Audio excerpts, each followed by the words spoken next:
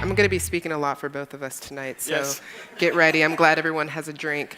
But yeah, tonight we're going to be talking about the culture is more than a mindset, right? And so earlier, Elizabeth asked, what do you mean by culture? Is it the German culture? Is it American culture? And that was an interesting question in the beginning because presenting in Germany, I have to consider the fact that the audience is different and their struggles with culture, inclusion, and diversity is different. So we can hopefully deliver a message that is applicable to everyone. And so wanted to preface that culture in this context is about life experiences, people's lifestyle, socioeconomic backgrounds, and contributions to the tech industry as we are all in tech or agile, and recognize that everyone comes to the table with very specific attributes and that in itself is diverse. So that's kind of the vein of this entire talk and presentation, talking about different cultures, how to be inclusive and diverse. As was already stated, I'm Ash Coleman. This is my naked cat. Her name is Bijou. She's lovely. But yes, I'm a tester. I'm a D&I. Okay, I have a hard time with this word, but I'm going to say it. Practice this. Aficionado. There you go. Yes? Well done. Okay, Yes. aficionado, right? Yes. I'm a speaker and I am a former chef. I was a chef for 16 years before I changed my life and went into tech. I don't know if that's for the good or for the worst, but I'm here now, so I'll take it. What about me? So my name's Keith. I do a lot of conference talking, obviously, so you might know my background, but my perspective on this is having spent the last 20-odd years in large enterprise technology departments, been involved in countless diversity and inclusion panels, run some programs through nonprofits, and my perspective on this is what I've seen kind of working from a program perspective and what hasn't worked as a program perspective, and kind of share my experience as a male ally, or whatever we want to call it these days, to just be helpful and what has worked and not worked in the various kind of corporate and enterprise contexts that I've been in. Awesome, yes. And as you see here, Keith is hugging his lovely child. Definitely not a cat, but we'll work with it. Yes. So yes, Keith and I were talking, both of our experiences come from very different places. And so we took a lot of time thinking and talking about how we were going to make this talk relevant in the way that his experience, like he just explained, is more so on the business side. And mine comes from more of an experiential experience. And so that did start a number of years ago after the 16 years of being a chef, coming into the tech industry and recognizing there wasn't much space for me here. And it was a very difficult idea to think about because I was like, I really like testing, I really like tech, how do I fit in? And spent a long time really diving in and creating space for myself by digging little niches that I really fit into. And it wasn't just about the item of tech that was a difficult thing to find identity with. It was also the fact that companies, whom were tech companies, are difficult to get into and stay at because I'm very different than most people who were in tech at the time that I entered it. So that's kind of what we're going to touch on today. Beginning with the problem. These guys. These guys are the problem, right? Well, And scene. they're not necessarily the problem. This is just a joke, but they're not necessarily the problem. But the real problem is kind of the ideas of where tech culture has come from. And it's kind of an aged idea that has permeated the entirety of most tech companies and made very little space for people who don't necessarily look like this. These beautiful faces. Look at that. So grumpy. Yes. So, being part of the problem, right? The problem looks like me, right? It looks like Paul, it looks like Martin. And having been in, again, corporate change programs and diversity problems, a big part of what I've seen is something you have to get your head around is one, change is hard, right? I mean, I've run a lot of kind of technology change programs, implementing new systems, kind of changing the way we do testing, and that's hard in and of itself.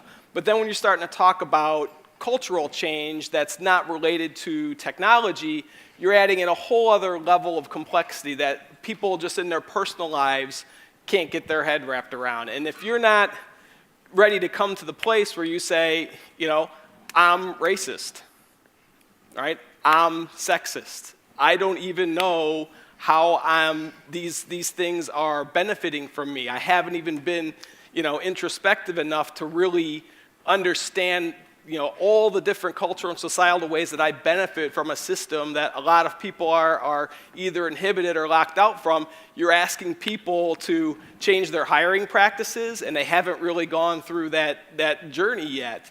So that makes it twice as hard, really. And as well, there's lots of stuff just from social stigmatisms that people don't want to change their minds. Forget about all the other psychology around cultural biases and ingrained biases. The other big issue that we have with these programs is they don't work.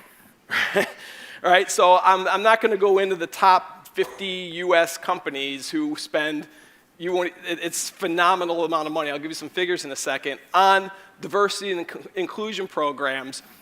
And I'll just pick on Google, because if you take the top 50 companies in the US over the last 3 years, they haven't even moved the needle. Right? It hasn't changed at all. And in fact, the numbers for women in tech are going down. Right? But if we just take Google for an example, from the last 3 years, 2014 through to 2017, they have spent roughly $300 million on diversity and inclusion programs. And what do you think the number in percentage increase change was in their diversity numbers? Negative. -5%? 1% increase, which accounts to about 600 hires over 3 years. It's absolutely pathetic, because those programs don't work. And in my experience, the reason why they don't work is there's a lot of structural issues in how you bring people into an organization that are just natural barriers, let alone for different people, let alone associated to some kind of diversity target, workforce development program. Those folks never get into the pipeline. You've got issues around recruitment, where there's, again, having worked in these departments, the universities have relationships with our recruiters, and you'll never, forget about trying to get into those schools, your resume will never come across my desk. So where there's competition, natural competition within organizations that prevent that from happening. And frankly, one of the backlashes that's happening, as you can read about right now in a lot of these organizations, is now when you're bringing people in, they're having them sign non-binding arbitration agreements so they won't join a class action lawsuit. That's a new add-on to a lot of your new hire programs, right? They're asking people to sign non-disclosure agreements if there are any issues in the workplace. And it's not very principled management. So, and the last piece that I know from my personal experience, and I know Angie can attest to one of our great hires that we had through a workforce development program, works with her out in Twitter right now, kid who came through the Prescolis program, is that there really is no skills gap, right? I just say when working with Prescolis that, it wasn't a skills gap, it was a will gap. There are people there that have the talent to do the job, we're just not looking for them, and there's lots of stuff in place to stop that from happening. Right. So I'm going to dive in a little bit on what Keith just said from the perspective that I'm coming from, and that's as someone who was trying to get my resume on a desk like his, right? This becomes a problem for many reasons. More specifically, becomes the major problem for people like myself because we don't have an entry into these types of companies that are known for their technology and their ability to advance people in their craft, right? He spoke a little bit about the pipeline. And the pipeline is a funny thing because everywhere you look when you're talking about diversity and inclusion, you hear the words, pipeline is not, or we have a pipeline issue, right? What is a pipeline issue? To be quite honest, it's not a thing. From his experience with Prescolis, the skills are the same. So what is happening within that pipeline that is having such an issue getting people like myself on the desks of people like him? And what is happening is we're not looking in the right places for these candidates, right? Prescolis is a system that's created for underrepresented people to enter this field. How many of those programs actually exist? Not enough to be making moves on the amount of women, people of color, LGBTQ, and diverse persons, non-binary inclusive, that are getting jobs in the tech industry based on their differences, right? We don't have the opportunity to get to these places if people aren't looking where we are. And so when people say there's a pipeline issue, what they're really telling you is that we're not working hard enough, or that our scope isn't broad enough to be able to see people like myself. And that is problematic because even if you make it, the likelihood of you sticking around is going to be very low because you don't find identity in those places. Another thing, though, is incentive programs. Incentive programs, they're putting a lot of emphasis on getting people there, not enough emphasis on keeping them there. And so you'll see higher numbers go up, and you'll see people present at companies, but the likelihood of them staying is very low. Turnover is about a year versus 2 to 5 years for tech, and people are having a difficult time saying, we have these standing numbers for diversity within our organizations that actually shows year after year after year. They're not putting the right emphasis on these incentive programs to keep people there. They're mostly concerned with getting them in the building. And then management principles, HR. Something I always want to note about HR. HR is in the business of the business. It's not in the business of the people. And they're an organization that's there that talk about, yeah, come to us with your issues and let's discuss these things. But from personal experience that I've had, the last thing that they want to do is stir the pot for the majority in light of the minority. And so we've seen issues like this happen more recently and handled in whatever your own opinion about the way it was handled is concerned. But James Damore at Google, right? So this huge document went out, stirred the pot, people were feeling a type of way, actions were taken, and people have different responses on what actually occurred and whether it was fair or not. That conversation continues to happen in organizations, recognizing whether it's the way to go or whether they need to recognize more minorities in this situation. In this case, it was women, or fend for the majority, which in tech and in most companies is men. So what is going on? I want to talk a little bit about where we are in all of this and why it's important, right? So we see that there are issues, and they're recognized issues. We see that there are lower numbers. Statistics are showing us all these things. Women aren't staying, people of color aren't staying or even entering the business. All of this stuff is very evident at this point. And so what we've seen happen since this has occurred is things like all of these lovely buzzwords I'm going to use right now and then define them so that we understand where we stand with our organizations with them. The belief in diversity, right? So something interesting has happened over the last few years when talking about diversity. People love to talk about diversity, and they throw it around like they have a true belief in it. But the reality is that their initiatives do not support that belief. They like saying things like, we're an open organization for women, we value people of color, we love opinions, we love difference, all of these things, but then when you actually look at their systems, they don't support supporting these people. And so this belief in diversity is nothing more than lip service, right? They're just basically talking about how awesome it would be if they could fend for their own identity within the community, saying, oh, we're diverse people here at this organization. We have what it takes to be considered diverse because we talk about it. But here's the real thing, are they being about it? And the answer is likely no. Another thing is diversity swag. So this is where you start getting the things that are internalized, right? You have the code of conducts, you have the unconscious bias trainings, you have the structured NDAs that have language around the onboarding process talking about diversity. We promote to women, and we have these opportunities with Girls Who Code or any other meetup or group that is specific to people of color, women, LGBTQ, non-binary, diverse groups, right?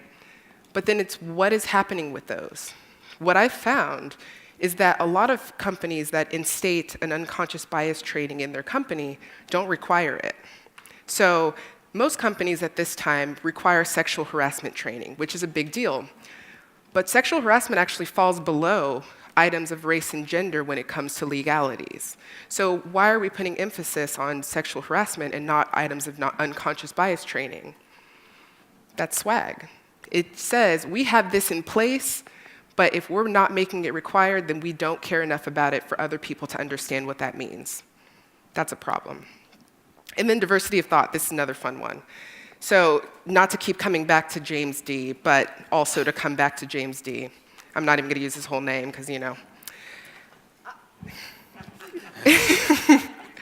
But yes, coming back to it, one of the things that was emphasized was that diversity of thought, right? It's like, okay, well, we might look the same, but we all have different thoughts and feelings. As true as that is, when you're talking about diversity, as I phrased in the beginning, we're talking about cultures of people, socioeconomic backgrounds, and all of these other items that actually require other people from different circumstances to be present in the same room to promote that sort of behavior. If you're just focused on the diversity of thought, it's kind of a cop-out to really understanding what diversity means within your organization. Then you're just assuming that if you hire someone from Yale and from Harvard and from Columbia, that they're going to have different thoughts because they were taught from different professors. But the reality is that they still likely have a very similar background that's not really promoting that difference in socioeconomic background or lifestyle. It might, but the chances of that happening are very low. Promoting diversity of persons first will bring about a diversity of thought that really helps fortify the company's ability to be inclusive. Another thing that we're noticing is backlash, and I want to really point this one out because a lot of stuff is happening in the public with the ability to call things out. Now, all y'all might know I'm a little savage, so hold on to your beers as I talk real intense about this one. This is that empowerment to be able to say something is amiss, right? So now we're getting a lot of people saying, this is what's going on, this is what's going on, this is what's going on. I had this happen, this is what's going on here, and then nothing happens. There's a lot of attention towards these issues, but what are the actual actions that are happening to help them out, right? And so promoting an area and an environment of safety as well as of openness, yes, come and talk about your issues, but how are we going to move forward from that? And we'll get to that in a little bit. But just wanted to throw that out there so we have that note to talk about later. Overall, this is about the mindset, right? So we're all in this mindset where there is something the matter. Something's the matter. We don't see any changes in our organizations. The numbers don't change year after year after year. So we're wondering, what do we need to do about this? And so we're going to talk about that. Right. So the first one there, and we're going to put the tech bro culture to one side, and I'm just going to talk to hopefully the folks that can listen or hear what I'm about to say. In my experience, if you want to be a good male ally, shut up. Right? Did you see what I've been doing for the last 15 minutes up here?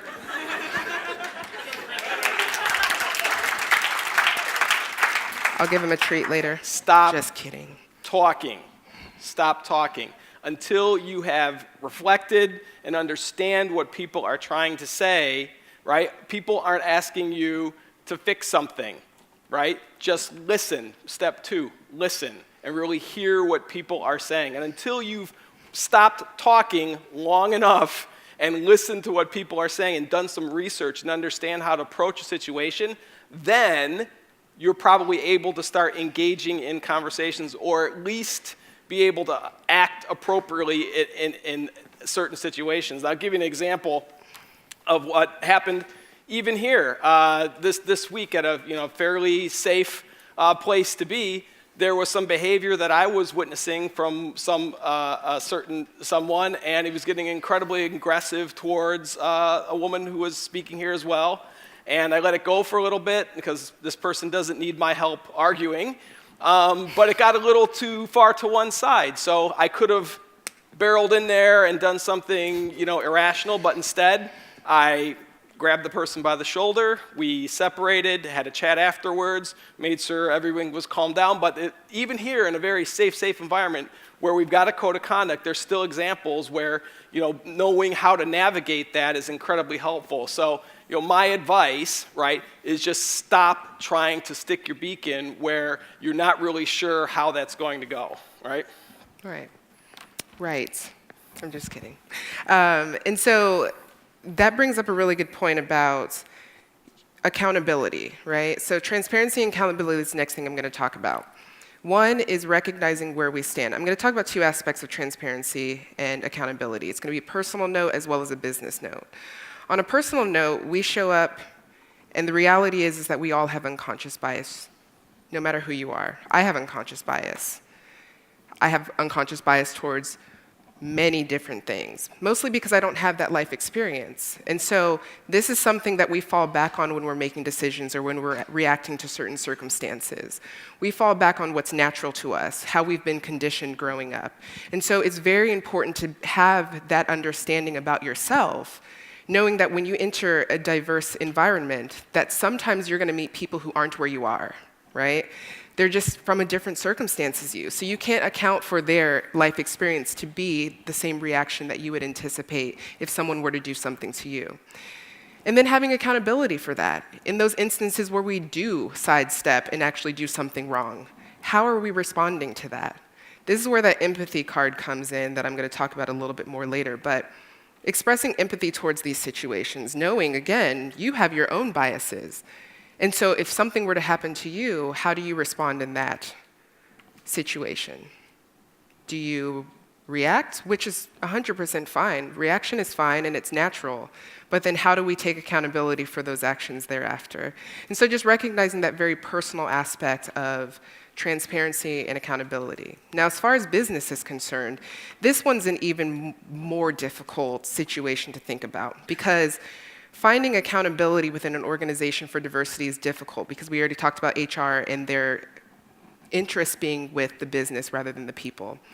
But you can take it to your company and absolutely exercise these things there. One, transparency is recognizing who you're working with, like, and who's around you.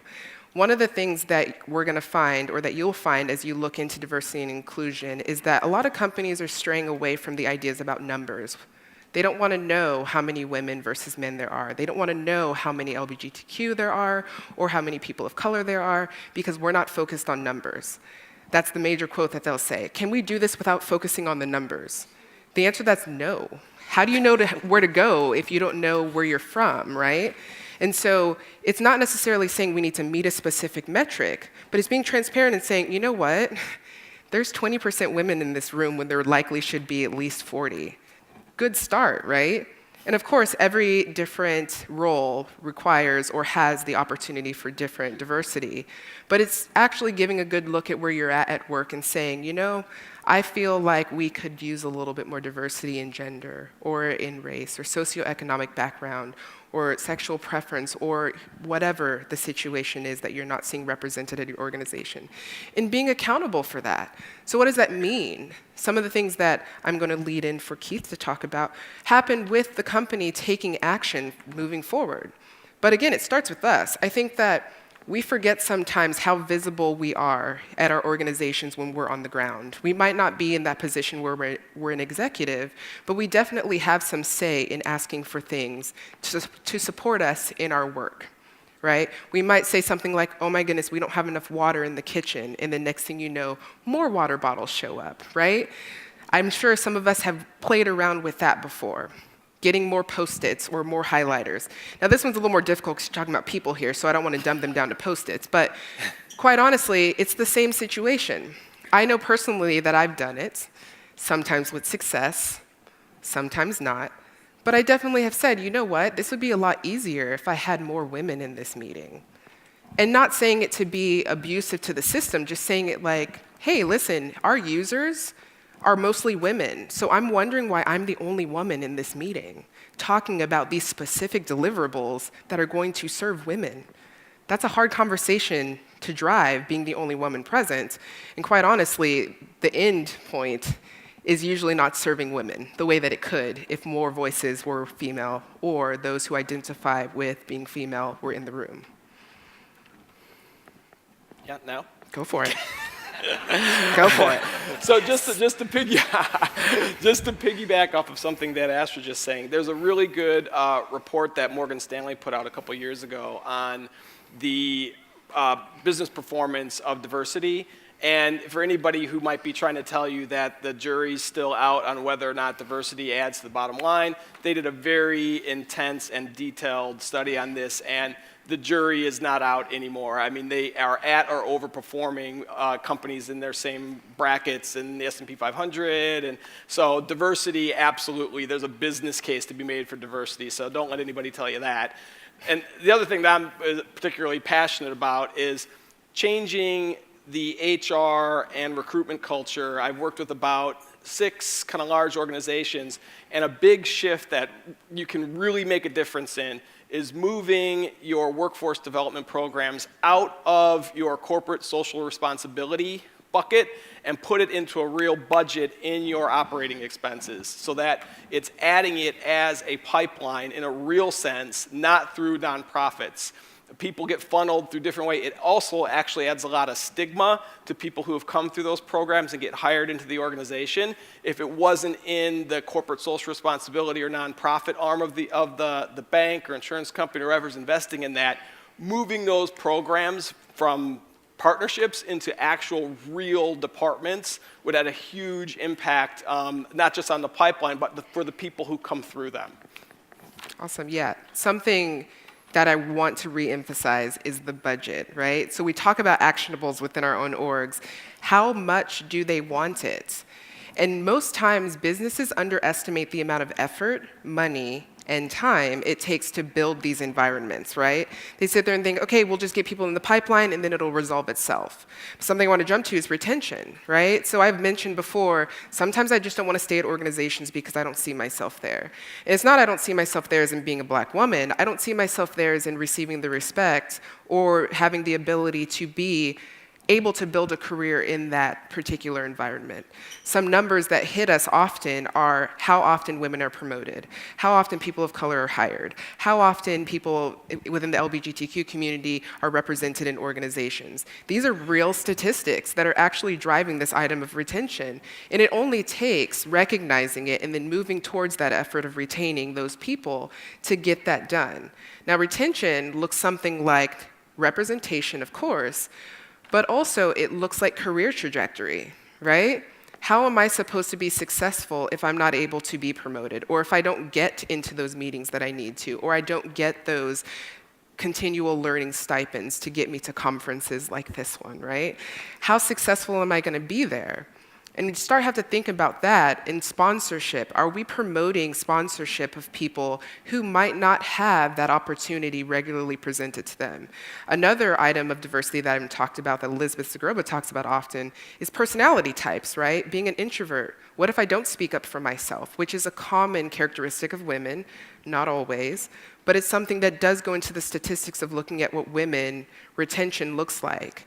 Are we advocating for those people who are genuinely doing a good job, or are we advocating for those who speak up, right? Squeaky wheel gets the oil type situation.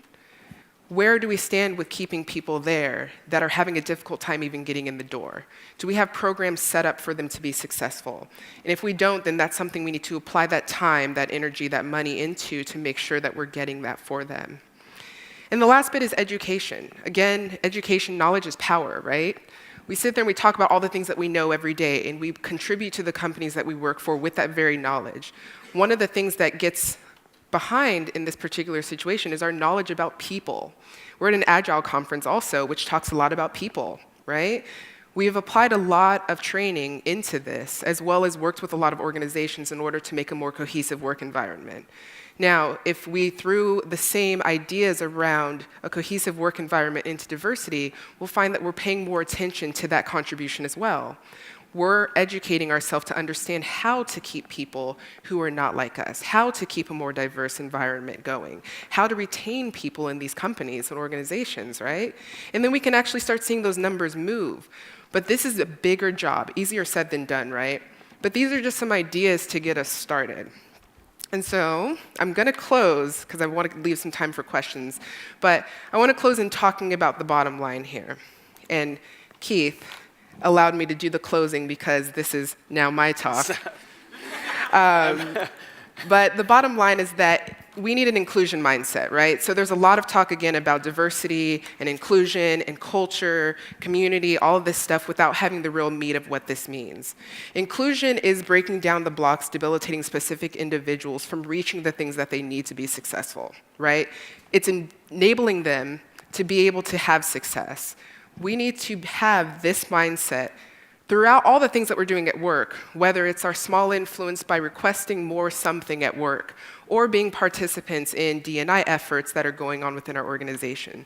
But also, it starts with us where we're being accountable for ourselves in the way that we present opportunities to just encounter those whom are diverse. Right? I'm not even going to get into statistics about friends and people of color and all that sort of stuff, but I'm sure you've seen your fair bit on Twitter. But yeah, reaching out there and recognizing, like, this might not be represented here. I might have an unconscious bias preventing me from seeing what I need to see. Can I stop and listen? Can I stop and just be an ally? Can I be present for this conversation? Can I just be myself? And that's the biggest one. I personally want to show up to work and be myself. I know that's a hard thing to think about, but want to show up and be myself and have fun like everyone else does. And so am I working for an organization that recognizes this, or am I working at a place that I feel like I need to hide who I genuinely am in order to feel included? And the hope is that the answer is no.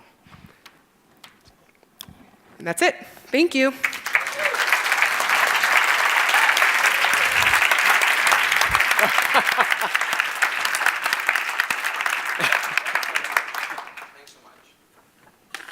They gave. We're going to go ahead and have some questions. And so I'm going to give me this a prop to for Q&A, so.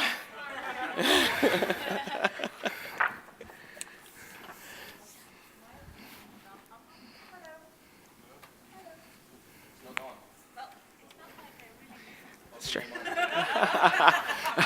Go for it.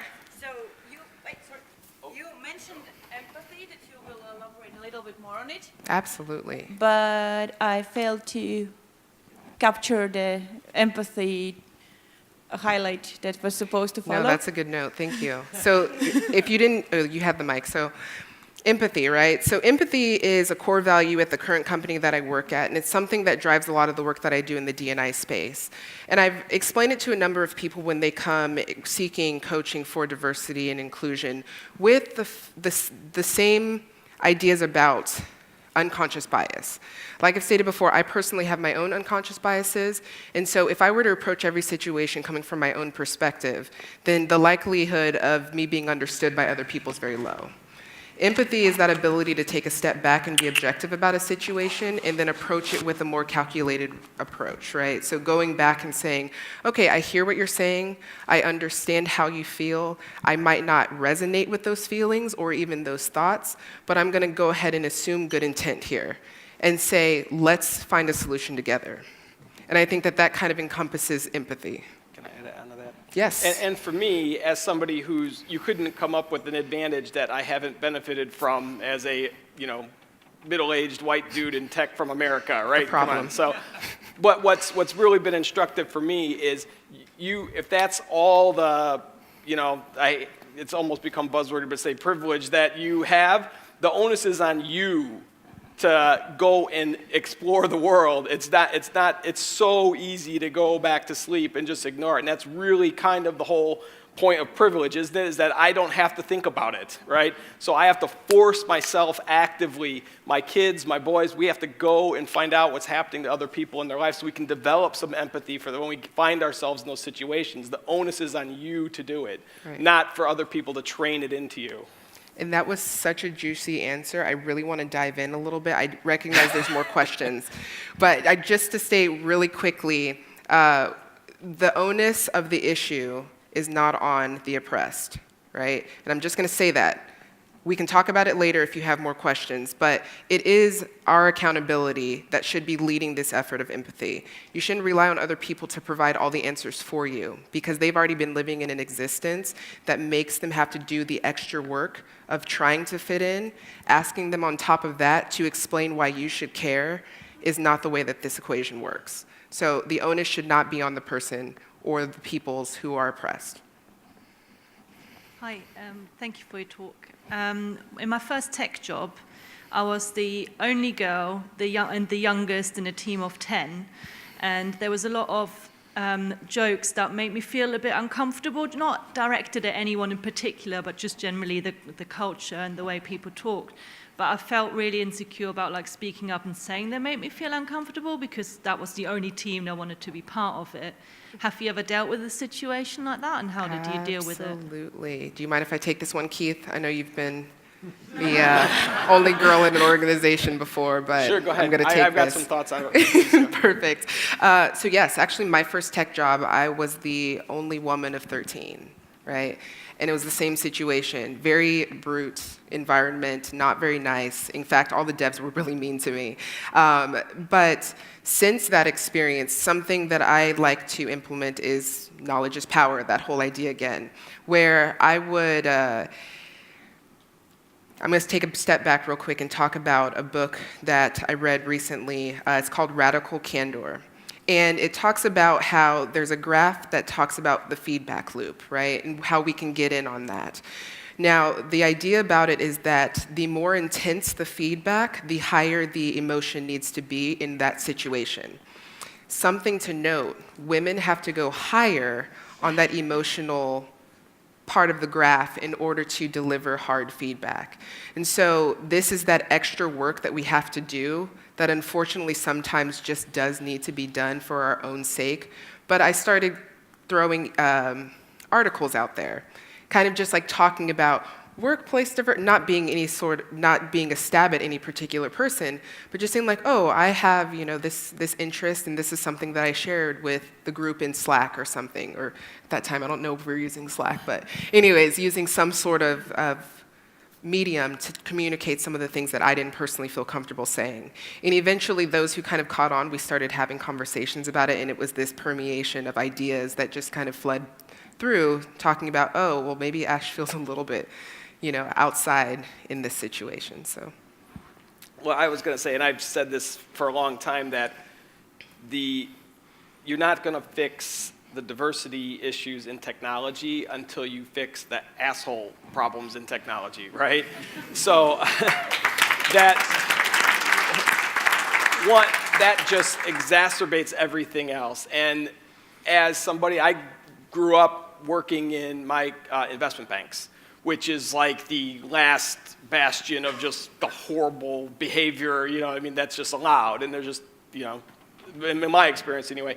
And I've been witness to bad behavior and said nothing. I've been witness to bad behavior and said something. And I think that's something as well that the onus is on us as men in tech to start policing that behavior. We can't wait until somebody gets found out before we start saying something about that. And I think that's the frustration for me, not to detract in any way from the stories women are telling, but that it's all reactionary. And that's just got to stop. We've got to start being proactive about policing our own behavior. And it starts with the stupid joke you let go, all that stuff.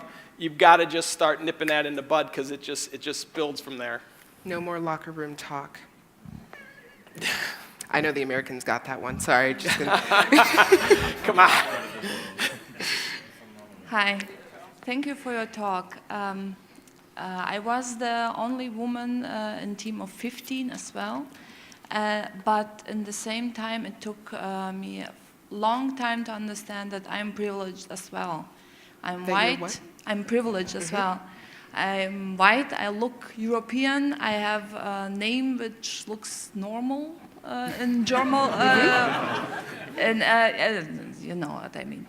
So, and I'm very happy to see so many faces and so many people here, but do you have some tips to understand for others, just that they notice that they are privileged as well? Yeah. Because it's not, okay, you are privileged, not me, because that shifts that way, and I think this is extremely important to understand. Yes, I'm privileged. Right. Yeah, that's actually a really great question. And this is a narrative that's very difficult for people to comprehend, especially when they're in a discriminated party. So I'm going to use women as the example here, but it happens in levels regardless of where you stand in this item of privilege. So women have the idea that all women have the same experiences. But what about me? I'm a black woman. So not only do I have the black experience, I have the woman experience, which in statistics takes me from here on the women's scale actually down to here, right? So how do I show up and convince other women that, hey, while you're fighting for 76 cents to be $1 to the white male, I'm fighting for 53 cents to get to $1, right? And this is what you call intersectionality. This is a whole other talk, so I'm not going to get terribly into it. But the tips I would have is, again, expressing that empathy. If you are in a place and have the desire to share those stories. A lot more people than you think will resonate with them. And it's not going to solve your problems immediately, but the hope is that it builds enough empathy within your situation to start building allies, right? This is all about allyship. Whether you're a participant that's maybe privileged, you can be an ally for someone who's not. And so even within the women's circle or the feminist circle, women need allies. We can't just sit there and assume that every woman is discriminated upon in the same way because they're all women. And we must understand that women is a very diverse group as well that has different conditions associated with being under the umbrella of woman. Yeah. More questions? So. Hi. Hello. Well, I come from a company that is called Rango.io in Canada, and we put into place a diversity program. It started with a guild called the Diversity Guild. And one of the first steps we took is pretty much what you said, to know where we were, to get the numbers.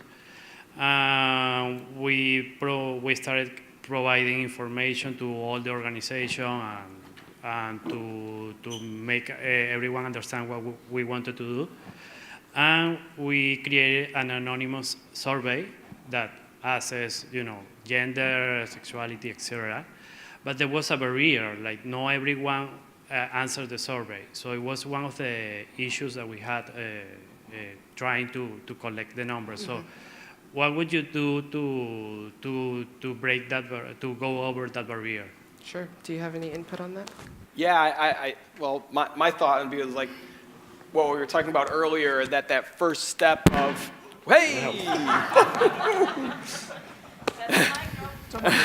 that first step of kind of the self-evaluation, because I think part of that, there's a cosmetic layer to these kind of corporate diversity programs, and you can be your own diversity program, right? To kind of quote, by President Barack Obama, be the change you want to see in the world, right? You know what I mean? Be the change you want to see. You don't have to participate in a corporate program to learn about stuff. And once you get woken up, stay woken up, you know what I mean? Don't slip back in, and be the change that you want to see in the world. The diversity program, statistically, is not going to work.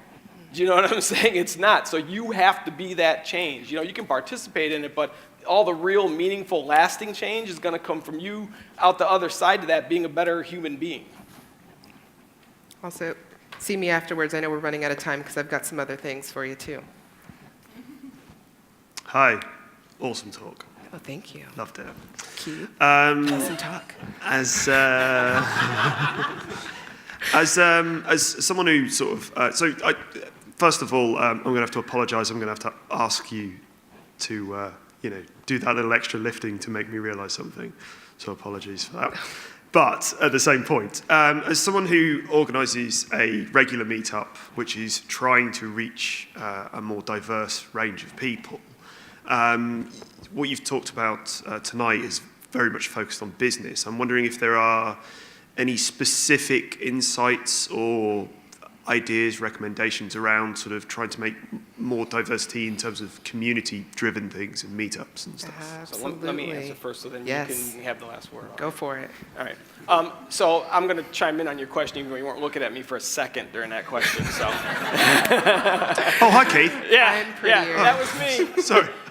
Right. So this has been my philosophy on this for the last probably 3 or 4 years, and more intensely over the last couple, is again, kind of growing up through the corporate tech world, it was a lot about mentorship, and I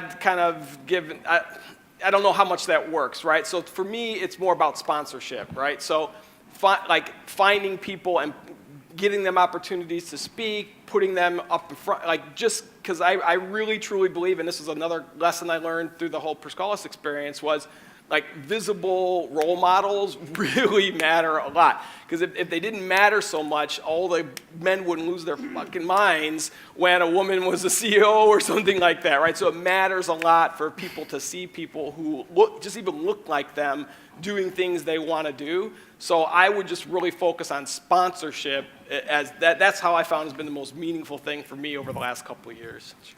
Sorry. That was well said. Put your feet on the floor and go find someone. And not to say it's a project, but we have friends. We have the ability to make friends. And if you're talking about social events, get out there and be social, right? Help them to see the vision that you see in it, which is likely something that's your passion, considering you're really concerned about these numbers. So try and bring other people into it by the same way that we do other things. Go to a bar, make friends, like get on Facebook, do something that provides an opportunity to get people that might not be seen to the events that you want them to be seen at. And support them through it, sponsorship. Yeah, cool. May I Thank say you. something? Sorry. You have the floor, Jose. I mean, we are working on diversity for 9 years now, for this conference. Yeah? Well, it's hard. Okay, this is not easy. If you look all the lineups that we had, we have always a majority of women.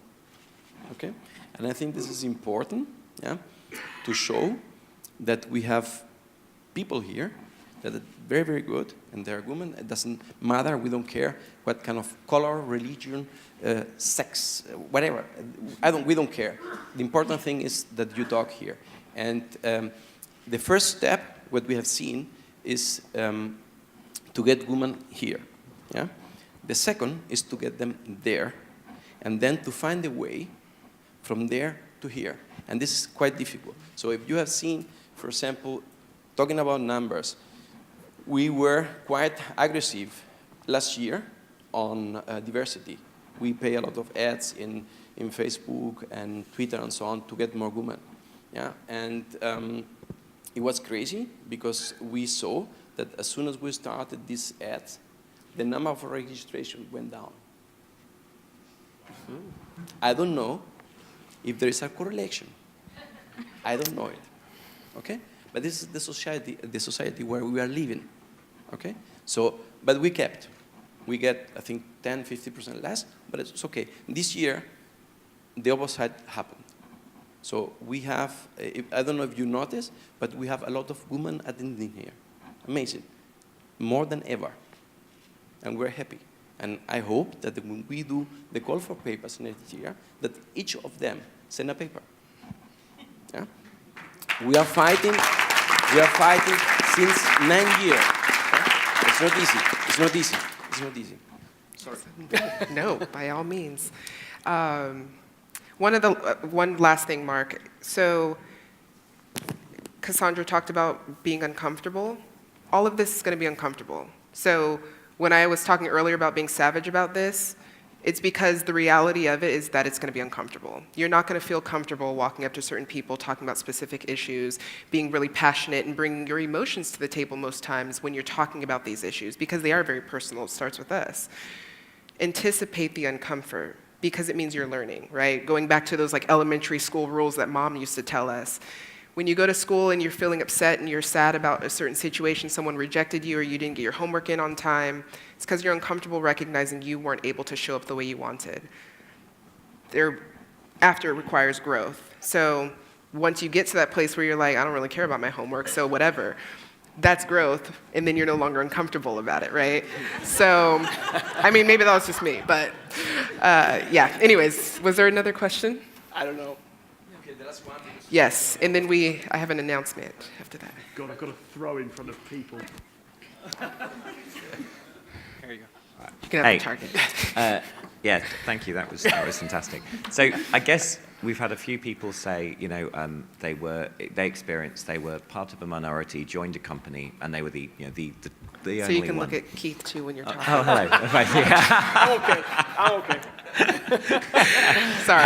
I'll wait. And I guess one of the things, so I've been doing a little bit of research in this area the last couple of months, and one of the things I've been interested in is the problem of there are quite a lot of companies now that are just waking up to the fact that they have a problem.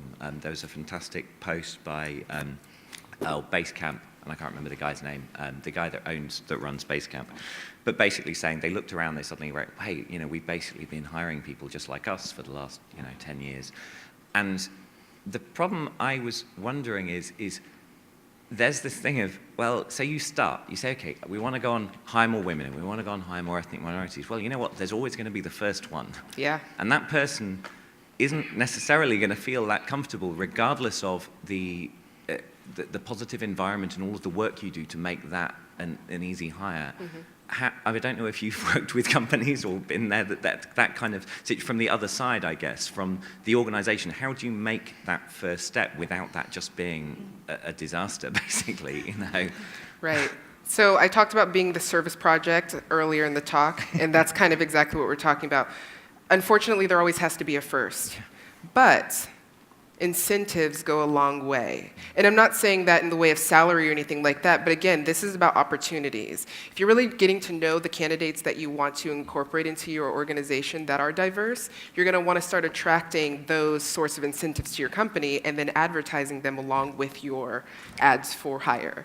So it's like once that starts happening, people, despite the fact that they might be the first, will recognize, one, diversity is top of mind, and they do want more people who look or are like them. Yeah.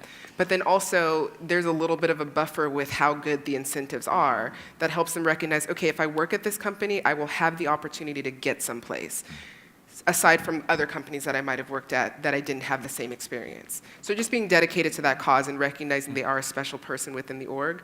But then, and another thing too is, the backlash that you received with maybe the registration going down will happen as well. It's the uncomfort of paying special attention to an issue. It's like the All Lives Matter thing, I won't do it. But yeah, just really getting in there and talking about how do we lift up this metric or this person or this individual or this diversity aspect in order to be supportive for their advancement. I was going to say, make sure they're treated decently, make sure they're given the same opportunities of everybody else, and make sure they're paid the same. Yeah, yeah, obviously. Yeah. Yeah. Right?